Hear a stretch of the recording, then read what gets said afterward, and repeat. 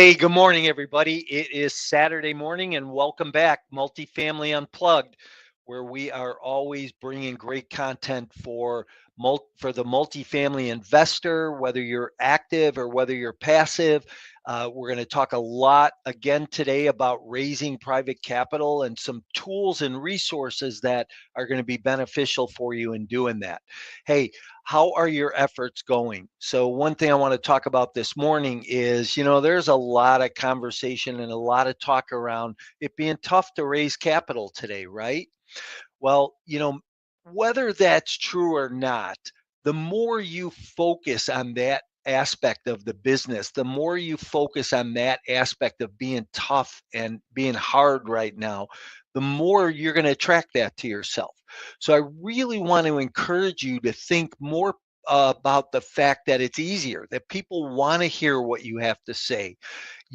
Get that drunk monkey off your shoulder or out of your mind and really focus on what you're trying to accomplish and where you're trying to go. The more you live in that space or that place of, being able to raise capital, of doors opening for investors to come into your life, the easier it's going to be for you to do that, and the more opportunities that are going to show up for you. So I just want to encourage you to think differently. Try and think outside the box or outside your norm for a minute, and see how that will change your efforts going forward on a daily basis.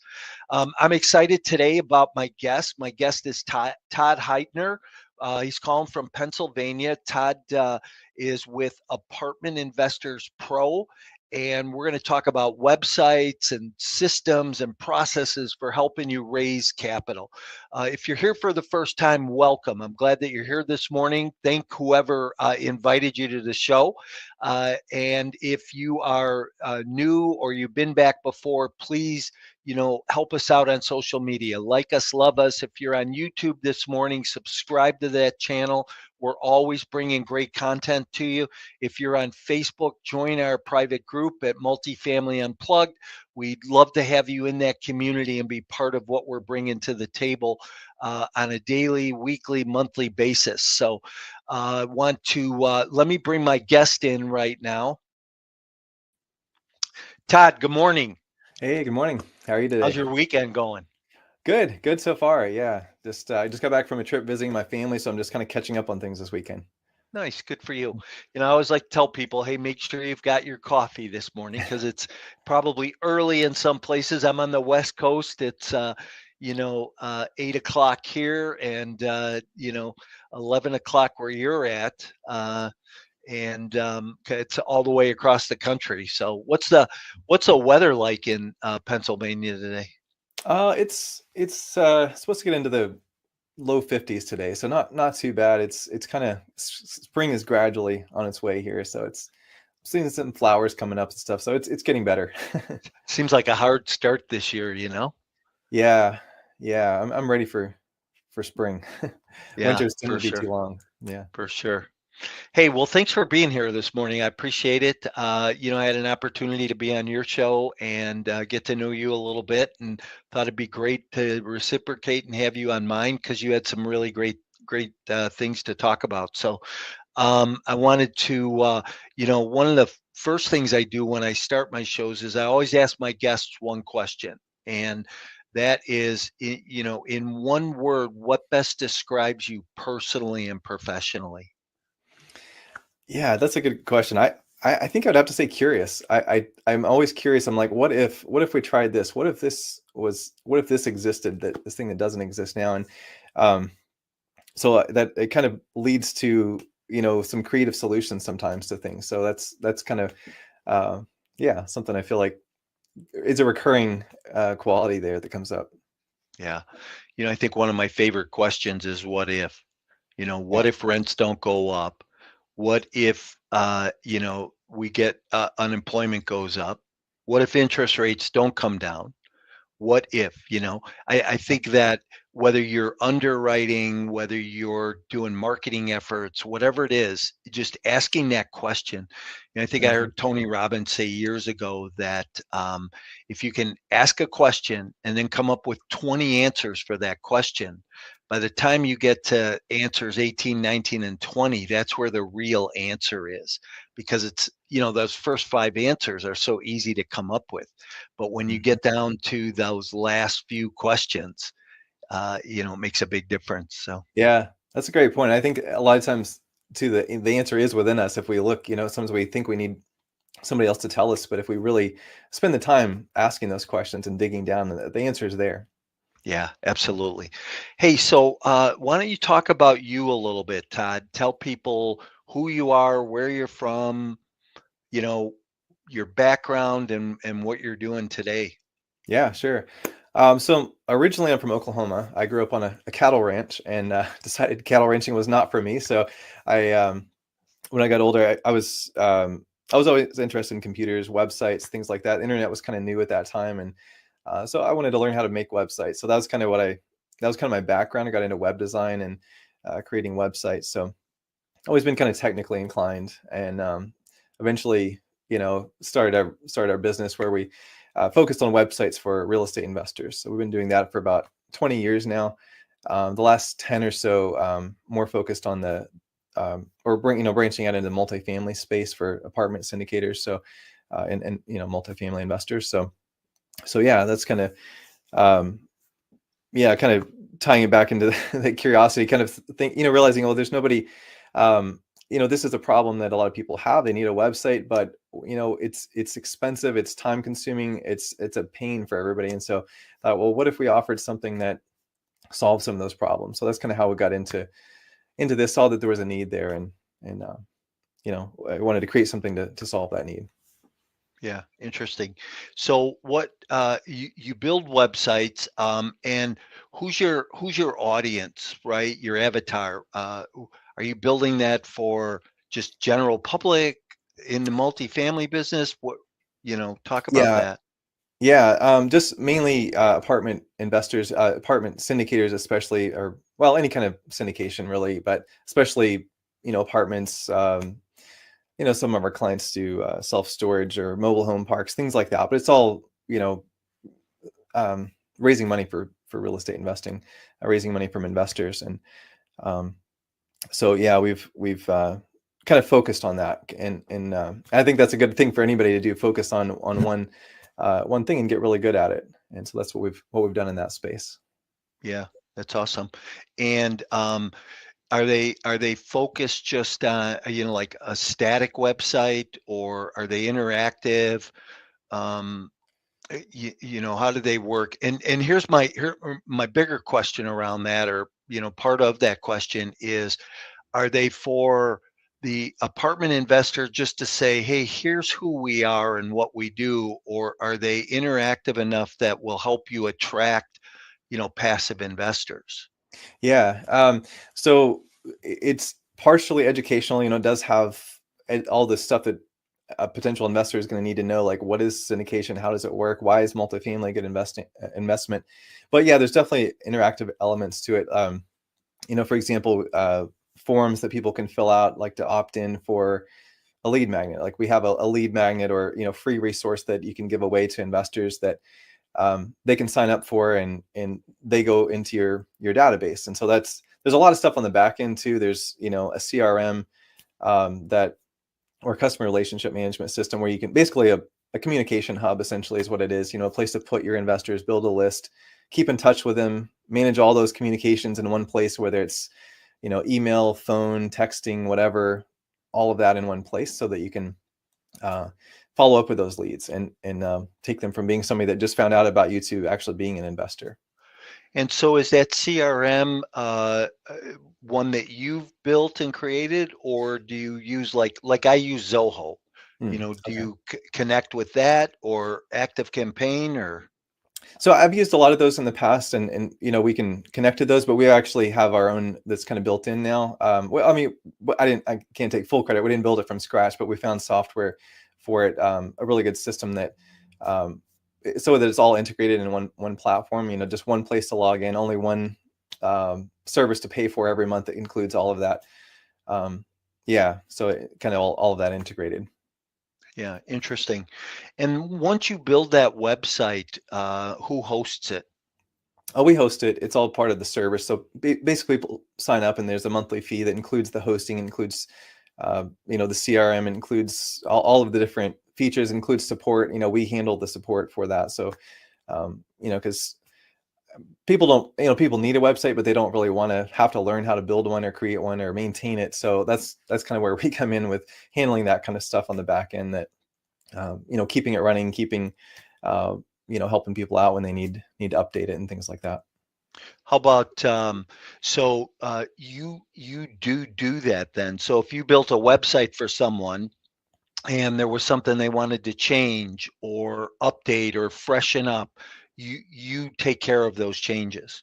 We can, or if people, there's different scenarios. Sometimes people want us to do it, and that's fine. We can do that. Or sometimes they want to do it themselves. That's fine too. Everything's point and click. It's easy to do. Other people have somebody on their team that does it. They have a VA or something, and that's fine too. However you want to do it.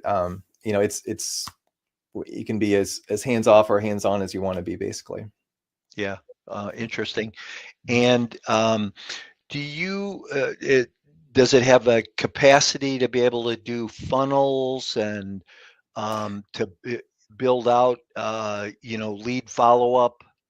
Yeah, it does. That's a great question, because that is an important part of that, I think. And so, yeah, it does. You can create landing pages, you can create funnels, kind of similar to like, people using other services like ClickFunnels and different things like that. It's got that kind of functionality built in, so you can see, like, you can map out a process. You can do split testing and test a different headline or whatever, and kind of take people through a process.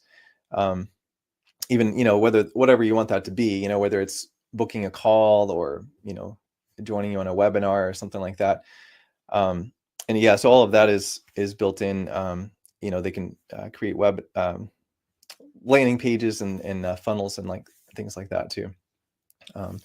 We actually have a lot of, like with the main website, for raising money, we have all the content already created. So of course, I encourage people to customize it as they have time, but it's designed to be ready to go, where basically you just kind of plug in your company name and it's got everything is kind of ready to go for you. You can start using it. But I encourage people, as they have time, to kind of personalize it, put their own flavor in there, their own brand in that. But yeah, so yeah, it has all that, all that built in. Even some other features like, posting things to social media. You can do it from there, schedule those posts and things like that, as a way to kind of get in front of a new audience, and to, rather than having to go to every platform and post manually to each one, there's, just one place to schedule it all. So that's built in too. Well, that's that's interesting. So let's talk about the raising money aspect. That's a big thing in today's world. People are raising capital for their real estate syndication deal, whether that be, multifamily or single family or any other type of commercial real estate product. How does that system come together? What do you have pre-built that people can utilize? Yeah. So of course, the one thing is the website. Like that's kind of a big part of it for credibility, but but also a way to capture leads. You have to have somewhere to send people when they're interested. So having a free resource on there that people can sign up for. And so, like I said, we have one that's already written that people can use. It's about basically why multifamily investing makes sense, and that's something you can drive people to, and they can sign up for that. You get their contact information. You have a way to follow up. We do have some series of emails too that, after somebody does sign up, well, then what? You want to nudge them forward, keep them moving. So we have some pre-written emails that that our clients can use to educate people, but also keep them moving along. Helping them to know what the next step is and nudging them in that direction. How about as part of that funnel process? Obviously, you've got some email follow-up things. How about text messaging? Is that part of that funnel also? Are you ready to skyrocket your investment portfolio and leave a legacy? Are you tired of inconsistent returns received in the stock market? Then it's time you take a look at alternative investment options like a passive investment in multifamily real estate. No tenants, trash, or toilets. Just a solid return on an annual investment, including quarterly returns along the way. These lower risk, and secure assets are also a great hedge against inflation. If you want to hear more about these types of opportunities, email me directly to schedule a 15-minute consultation to see if you qualify. You can email me at mike@mycoreintentions.com. It can be, yeah. We there's a lot of flexibility. Basically, the ability is there to have the text messaging. We're probably going to be creating some pre-written things for that too, but it's definitely able, definitely able to do that. For the ones that want to use that, it's definitely something they can do to, send a text. Let's say somebody fills out a form and they give you their phone number, you could send them a text automatically, immediately after that, maybe asking if they have a few minutes to chat or whatever you want that process to look like. And is it all automated? Yeah, it can be. Yeah, there's definitely automations built in, and you can automate pretty much anything you want to, or be as hands-on or manual as you want to too. But I think there's parts of that process, as much as possible, I think you want to automate. And so, like, yeah, all those, we have some automations already created, and some of them you can, people can create their own based on their own needs and what they want to happen. Yeah, very interesting. So let's talk about raising capital. What's that? Do you raise capital for deals, and do you do your own multifamily deals, or? I'm not actively investing. I invest passively. It's another business, and I've already got a business, so I know I can't really focus on both. So my wife and I chose to invest passively in real estate, but so very much familiar with the process. So we go to a lot of events and different things like that, and I know the process, and I've seen it even from the perspective of the passive investor. So kind of know like what to look for and kind of what somebody needs at that stage, and kind of learned some things that people do wrong too in that process. Yeah. Well, let's talk about that. Let's what types of things have you seen people do wrong when it comes to raising capital? Yeah, I think one of the biggest things is not having their process mapped out. You get in front of somebody new and you get their contact information. Maybe you do a call with them, but then what? There's just a lot of times it's just like a big black hole. So I think mapping out your process and realizing, okay, what happens after the call? What if they say this? What if they say that? And then having stuff as much as possible automated, but one way or another, having things mapped out so that there is a follow-up at the right time, and where they're at and what they need to move forward. I know for us, there were several different deals we were looking at, and over a period of time, and just nobody ever followed up with us. They did a call, and we were interested, and we just said, okay, yeah, we want to think about it. I definitely would have invested in some of those deals if somebody had just followed up with me. They maybe make one phone call probably would have been enough, or an email, but there was just nothing. And I think that really comes down to just not having a process in place, not having, just kind of leaving it to chance, leaving it up to your memory. Like, okay, I need to follow up with that person, but then you forget, or you just don't have a system to put it in, and it just falls through the cracks. So, I think that's something people need to spend some time on, is figuring out, what is that process? What do you, just for example, like I had this kind of mapped out for our clients, just the whole process from like when somebody comes in contact with you, where do they go? They go to a landing page. Well, then what? They opt in.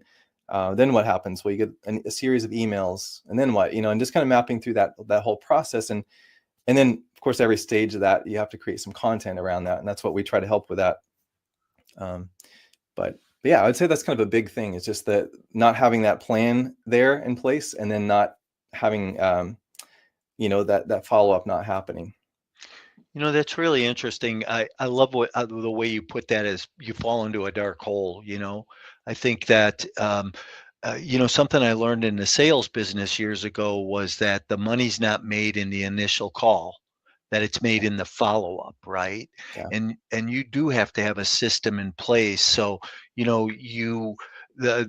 that lead comes into your funnel by way of maybe a lead magnet, or somebody sees you on social media, or a referral from somebody, and you have that initial call, and then you send them an investment package on a particular offering, and then nothing. crickets, right? Because you are, you know, you're hoping that person calls you back and says, "Oh, I'm interested. I'm excited," and that's one out of 1,000 these days. Yeah. And go ahead. Oh yeah, I was going to say, like, one thing I thought about with that is that, people are looking for a passive investment. They don't want to have to work for it. So stop, don't make them do all the work to invest with you. That's that's a great spin on that. A great spin on that. Yeah. So what do you suggest? Let's talk about process for a minute. What are those next couple of steps, Todd? If I have a conversation with you today and I say, hey, I have this offering, you say, yeah, I'd like to see it. I send that offering to you. What are the next few steps I should do with you? Yeah. So I guess, part of it might depend on, where I'm at right now. Like, am I ready to move forward right now? Or, but yeah, I guess if somebody's ready to invest, or they're serious about investing right now, find out what they need. Like, what do they want to see? Like, what information are they interested in? Make sure the deal aligns with them. But then once they, find out, do they need to talk to somebody? Do they need to talk to their partner, talk to their spouse, whatever, and get back to you? And if so, how long is that going to take? And then make sure before you get off the phone with them, or whatever contact you have, make sure you have something scheduled. I know, like, in our own business, like when we do a call with somebody, we want to schedule another call. If they're not ready to move forward, then schedule a call on that call, say in a week or 2 weeks, and just say, oh, I just want to check in, and, see where we're at. And just get something on the calendar, or put something in your system somewhere where you can make sure you do follow up at the time that they say they're going to be ready. And then find out where they're at, find out, did they have that conversation? Did that other person have some questions, or, do they need something from you? What's standing in the way, basically, for them to move forward? Yeah. So what would a funnel look like? So if I, again, we have that contact today, and your interest, you have an interest level, you're looking for something today. We don't know if this is the deal that you're going to go into, or if you're going to go into this other one or this other one over here, but you're looking at a few deals. How do I, as a sponsor, capital raiser, what are those next things in the funnel that I should do? Yeah. So, keeping in mind that people are at all different stages, somebody's going to be ready to invest this week. Somebody's going to be ready to invest in a year, and they're all different stages. I think one of the important things is to have regular content going out where you're keeping in touch with people, so that whenever they are ready, there's a message from you there. There's a way for them to move forward. You're the one that they think of. We call it top of mind awareness. Like, you're the one that was in their inbox this week. So when they're ready to invest, like, you're the one that they're thinking of. So having that regular contact. So whether that's, maybe like some of this you can have automated. You can have like regular, emails after somebody signs up for something, but you also need to have some periodic content going out that, maybe like a newsletter that you send out that educates people, reminds them of what you do, and, what the benefits will be to them, educates them in some way, helps them see why this is a good investment. So I think that's a big part of it, is just having those regular points of contact with people. And so what's most effective in today's, capital raising efforts? Do you think that is it phone, email, text, social media? What do you think is most effective? I think, different people, I think everybody has their own favorite method of communication, I think. So I think having as many different ones as possible, but I think the most solid thing, the strongest relationships are usually formed face to face. So whether that's meeting in person or on Zoom, like, if you really want to have a solid relationship with somebody, that's kind of how that gets more solid.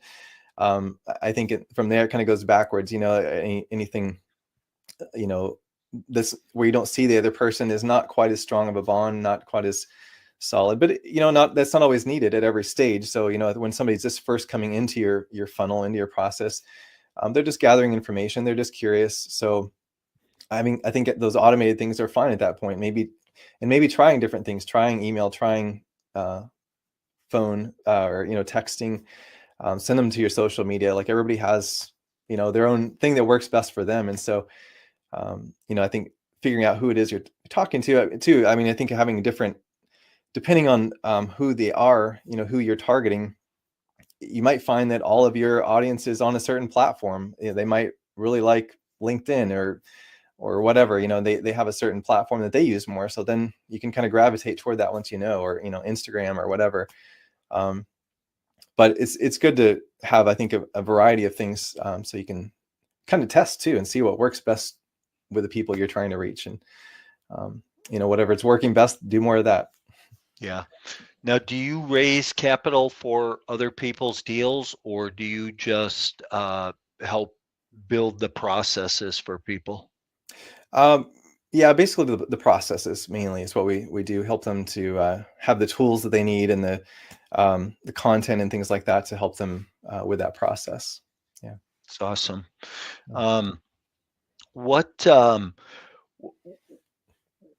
How do people get started with you in this process?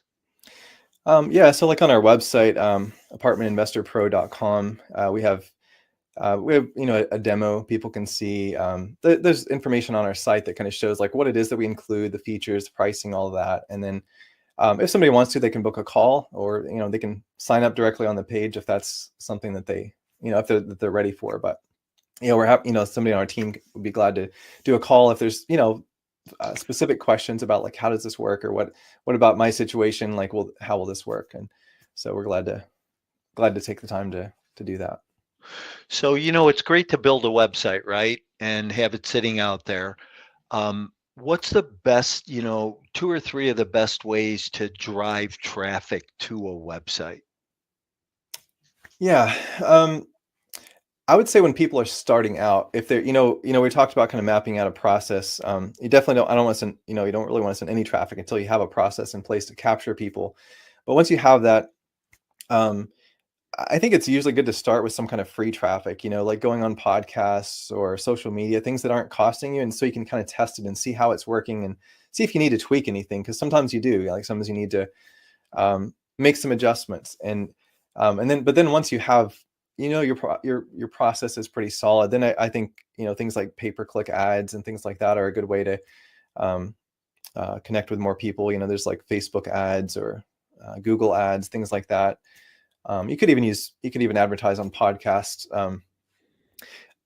I think too, depending on where your audience is, that's probably going to make a difference in where you go. I mean, for example, if you're targeting a specific type of investor, maybe somebody that has a background in, maybe they were maybe doctors, for example, well, then there's resources for that. There's podcasts you could go on that are specific to that, or you could even advertise on those podcasts, or magazines and things like that they might subscribe to. So I think it depends on who you're targeting, and kind of getting clear on that is a good starting point, to figure out who is your ideal investor, and then you can speak to that person. But yeah, I think starting out with some free things like podcasts, social media is a good place to start, and then branching out into like pay-per-click or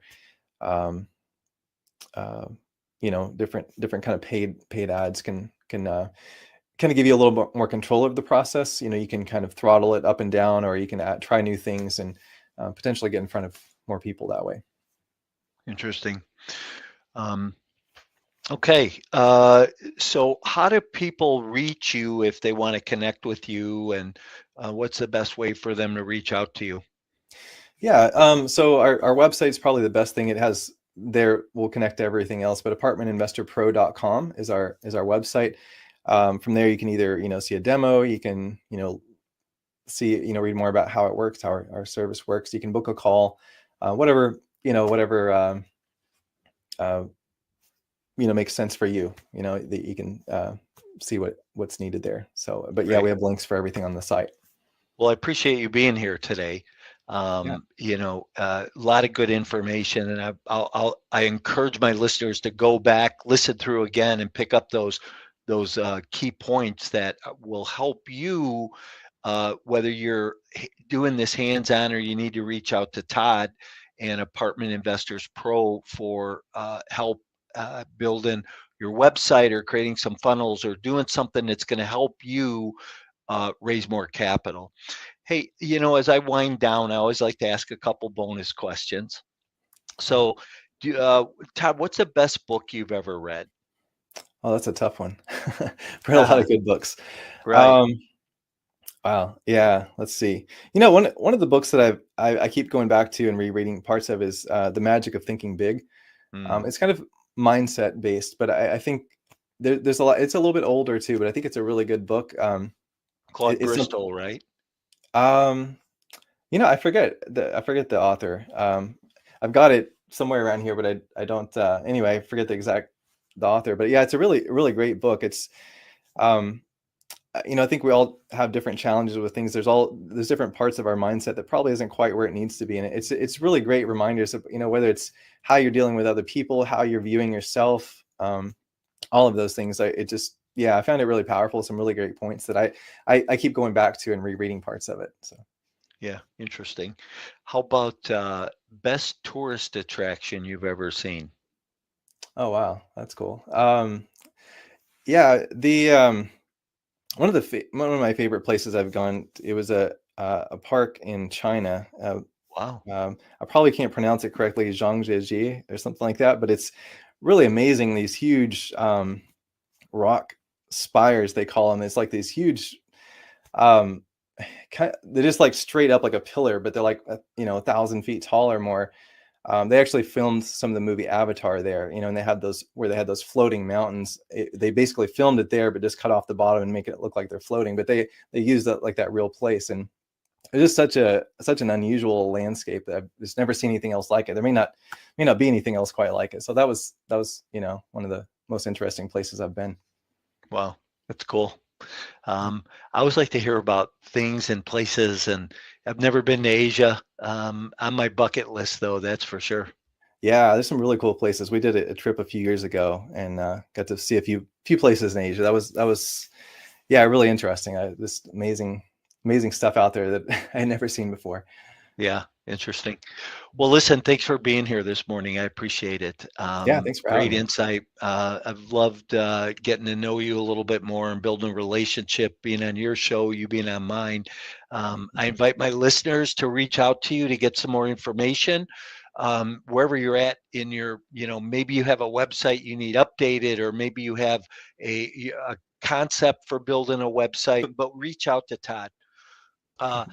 And if you have any questions, contact Todd. He can help you on that passive investing or your syndication journey with some tools and resources that will help your business. Todd, thanks again for being here. Listeners, thanks for being here. We're here every Saturday morning, 10 o'clock. Appreciate you. Remember, help us out on social media.